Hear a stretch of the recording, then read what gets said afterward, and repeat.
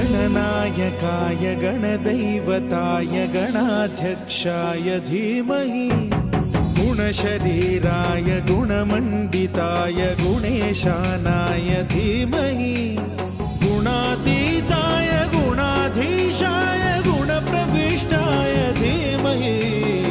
एकदन्ताय वक्रतुण्डाय गौरीतनयाय धीमहि